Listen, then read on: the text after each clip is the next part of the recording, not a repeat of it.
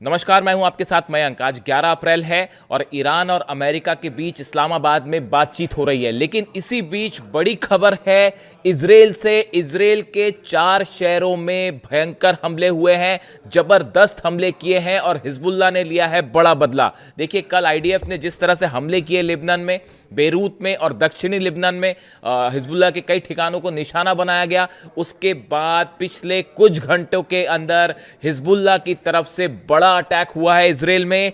Haifa में, साफेद में, किरियत Simona में और गैलीली, इन 4 इलाकों में ड्रोन्स और मिसाइल्स और रॉकेट से हमले किए गए। हाइफा की बात करें, हाइफा में इजराइल के नेवी बेस के ठीक ऊपर एक बैलिस्टिक मिसाइल गिरी है। देखिए, ये मिसाइल ने हिट किया बेस को। ये देखिए, बड़ी सारी मिसाइल्स ऐसी फायर हुई हैं, ड्रोन्स अटैक हुए हैं, रॉकेट अटैक हुए हैं, जिसको कई को इजराइल के डिफेंस सिस्टम ने रोका भी है। लेकिन मैं आपको उन जगहों के बारे में जानकारी दे रहा हूं जहां पर हिट हुई है मिसाइल। बताया जा रहा है हाइफा में इजराइल के नेवी बेस के ऊपर एक हाइपरसोनिक मिसाइल से अटैक हुआ, जिसने नेवी बेस को हिट किया है। यह हाइफा का हाल है। आप देखिए, साफेद से तस्वीरें सामने आई हैं। यहां पे कई जगह पर रॉकेट्स गिरे हैं और एक बिल्डिंग पर भी रॉकेट गिरने की तस्वीर आई है जिसमें आग लग जाती है। इसके अलावा किरियत शिमोना में भयंकर अटैक हुए हैं। किरियत शिमोना में कई जगह सड़कों पर, बीच में जो है वो गड्ढे हो गए हैं। आग की तस्वीरें आई हैं, कई गाड़ियां तबाह हुई हैं। जो 300 से 400 लोगों का कत्ल किया गया लेबनान में, उससे हिजबुल्लाह बेहद नाराज, बेहद गुस्से में और लगातार जो है हमले हो रहे हैं। इसी तरह गैलीली में भी जो है वो तबाही की खबरें आ रही हैं। गैलीली को भी निशाना बनाया गया है। यानी 4 जगह ऐसी हैं इजराइल की जहां लगातार पूरी रात हमले होते रहे। और इतना ही नहीं, सिर्फ हम इजराइल की बात ना करें, इसके अलावा देखिए जो खबरें हैं, 4 देशों से खबरें आई हैं। अगर हम पिछले कुछ घंटों की बात करें, 4 देशों से खबरें आई हैं। बहरीन में देखिए, बड़ी हैरान करने वाली बात है, बहरीन में भी धमाकों की खबरें आई हैं। हालांकि ईरान की तरफ से, आईआरजीसी की तरफ से बयान आया है कि बहरीन में जो हमला हुआ है उसमें ईरान का हाथ नहीं है और आईआरजीसी ने हमला नहीं किया और ये फॉल्स फ्लैग ऑपरेशन भी हो सकता है। यानी कि जो बातचीत हो रही है उसको डिरेल करने की कोशिश हो सकती है, ईरान का ये कहना है। लेकिन बहरीन में अटैक हुआ है, बहरीन में जो है वो आग की तस्वीरें सामने आई है। इसके अलावा कुवैत में ड्रोन अटैक हुए हैं। कुवैत में अमेरिका का जो बेस है उसके पास ड्रोन अटैक की खबरें आई हैं। वहीं आप देखिए, उत्तरी तेहरान में भी कई जगह धमाके हुए हैं। यानी भले सीज फायर हो, लेकिन ये धमाके वाला सिलसिला जो है लगातार जारी है और लेबनान पर हमले जारी ही हैं। यानी आप देखिए, कई जगह जो है वो अब भी लगातार हमले जारी है और इस्लामाबाद में बातचीत हो रही है। यानी हालात ऐसे हैं कि किसी भी पल एक बड़ी जंग की शुरुआत हो सकती है। अब हम एक बार आते हैं बातचीत को लेकर। आपने तस्वीरें देखी, ईरान का डेलीगेशन जो है वो इस्लामाबाद पहुंचा। कालीबाफ और अब्बास अराक्ची साहब दोनों मौजूद थे। प्लेन से उतरने की तस्वीरें उनके सामने आई। सेरेना होटल में जो है वो बातचीत होगी। जेडी वैंस पहुंच चुके हैं, जेडी वैंस के साथ बातचीत होगी, उनका अपना डेलीगेशन साथ में है। लेकिन इस समय जो खबर आ रही है इस्लामाबाद से, जो अंदर की कुछ खबरें हैं, देखिए, जंग की सूरत में अब किसी को, जहां तक जंग का सवाल था, किसी के मन में अब ये डाउट नहीं है। पूरी दुनिया इस बात को अब मान चुकी है कि ईरान ने अमेरिका और इजराइल को, दोनों को झुका दिया। ये जंग के हालात है। जितने स्ट्रैटेजिक आप एम्स देख लीजिए, ईरान ने सब के सब पूरे किए और किसी भी उद्देश्य में अमेरिका जो है वो सफल नहीं हो पाया। वो आप सब जानते ही हैं, पूरे बेस तबाह है और जो है हॉर्मूज पर कब्जा है, सब कुछ है, ये आप जान रहे हो, पुरानी बात हो गई। अब देखिए, इस बातचीत में भी अब विदेश नीति के स्तर पर भी ईरान की बहुत बड़ी जीत हुई है इस्लामाबाद में। अब आप पूछेंगे कैसे हुई है। ईरान ने बातचीत के लिए बड़ी साफ शर्त रख दी। पहली बात यह कहा कि ईरान की जितनी संपत्ति फ्रीज की गई है उसको रिलीज किया जाए। देखिए, इस समय एक बड़ा उद्देश्य यह भी है कि ईरान में जो तबाही हुई है उसके बाद वहां पे लोग बड़ी मुश्किल हालात में हैं, उनको राहत मिलनी चाहिए। ईरान में तेजी से हालात सामान्य करने हैं, ये बड़ा एम है ईरान का। उस लिहाज से ईरान की जो संपत्ति है, एसेट्स हैं जो कि फ्रीज किए हुए हैं, उनको डिफ्रीज किया जाए, उसको रिलीज किया जाए। इस चीज के लिए अमेरिका तैयार हो गया है। अमेरिका ने ये शर्त मान ली है। ये खबर अभी अभी आई है। देखिए, आज मैं वीडियो सुबह जल्दी अपलोड करता हूं, आज थोड़ा लेट किया मैंने, क्योंकि मैं इंतजार कर रहा था पुख्ता जानकारी आपके पास आए फिर आगे बढ़ा जाए। तो देखिए, ये है मामला कि अमेरिका इस बात के लिए राजी हो गया कि साहब हम आपकी संपत्ति जो है वो रिलीज कर देंगे। दूसरी चीज, ईरान अड़ गया, जब तक लेबनान में सीज फायर नहीं होगा तब तक हम जो है वो बातचीत नहीं करेंगे। इसको लेकर देखिए, अभी जो नए डेवलपमेंट है उसके मुताबिक इजराइल और लेबनान के बीच में मंगलवार से सीज फायर को लेकर बातचीत शुरू होगी। हालांकि ये मुद्दा वही है, अब नेतन्याहू अपने हिसाब से चीज़ों को तोड़ मरोड़ के और अमेरिका के दबाव में चीज़ें करने की कोशिश है, लेकिन ईरान इस बात के लिए अड़ गया है कि पहले आप लेबनान से सीज फायर करिए तभी बातचीत होगी। तो संभवतः जो हालात लग रहे हैं कि जल्दी ही इसको लेकर भी जो है अमेरिका झुक जाए, फॉर द टाइम बीइंग तो कम से कम झुकी जाए और ईरान की शर्तें मान ले।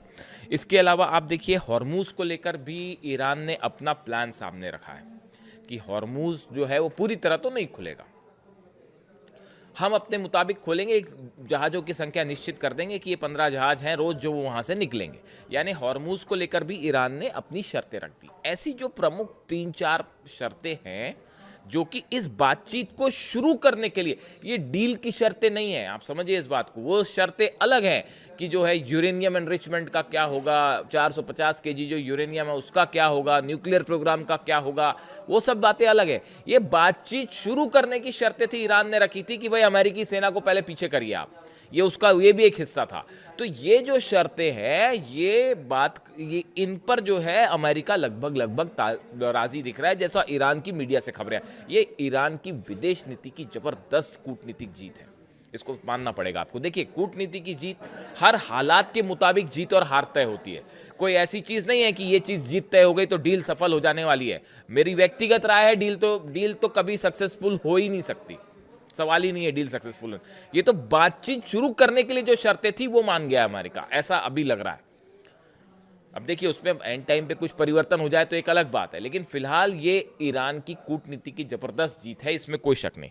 अब देखिए, मामला ये है कि इस जो टॉक्स हैं सेरेना होटल्स में जो टॉक्स होगी, इसमें सऊदी और चाइना भी अप्रत्यक्ष रूप से शामिल होंगे। इस तरह की खबरें हैं कि सऊदी का एक डेलीगेशन और चाइना का एक डेलीगेशन भी इस्लामाबाद पहुंच चुका है। भले इसके बारे में साफ साफ जानकारी ना आए, लेकिन चीज़ें आई जाती हैं पता। ये भी जो है एक टॉक्स में सीधा शामिल ना हो, लेकिन परोक्ष रूप से इसमें शामिल हो सकता है, पीछे से शामिल हो सकता है। यानी देखिए, हो क्या रहा है असल में, इस टॉक्स में चाहे जितने पक्ष शामिल हों, चाहे सऊदी हो, चाहे चाइना हो, चाहे अमेरिका हो, ईरान हो, हर पक्ष की ये कोशिश है कि वो अपने इंटरेस्ट के मुताबिक इस डील को आगे बढ़ाए। अब इसमें हकीकत ये है, मामला कहाँ फंसा हुआ है, मामला यहाँ फंसा हुआ है हॉर्मूज को लेकर। देखिए, जब तक ईरान के हाथ में हॉर्मूज है तब तक ईरान का अपर हैंड है, इस बात को साफ समझिए। और इसीलिए ईरान जल्दी हॉर्मूज को खोलेगा भी नहीं। अमेरिका के आप बयान देखिए, डोनाल्ड ट्रंप का ये कहना कि उनका जो बयान आया आपने सुना होगा कि ईरानी इसलिए जिंदा है ताकि वो बातचीत कर सके, वो डील कर सके, मेरी नज़र में निहायती शर्मनाक बयान है। ये बयान अभी भी ये बताता है कि अभी भी अमेरिका के राष्ट्रपति ये बात नहीं समझ पाए कि ईरान को डरा धमका कर तो आप नहीं झुका सकते। और ये बात जब तक अमेरिका नहीं समझेगा तब तक किसी तरह की डील नहीं हो सकती। हर कदम पे झूठ, हर कदम पर धोखा। कैसे लोग हैं, मुझे जो शर्म आती है। धमकी दे रहे ईरान को कि ईरानी इसलिए जिंदा हैं क्योंकि वो डील कर सके। ये अमेरिका के राष्ट्रपति कह रहे हैं,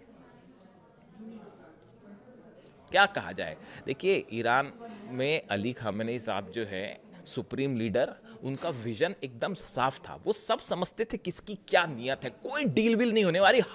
हर शख्स का मकसद यहां सिर्फ यही दिख रहा है कि कैसे ईरान से को फंसा के फायदा निकाला जाए, बस यही हकीकत है साहब।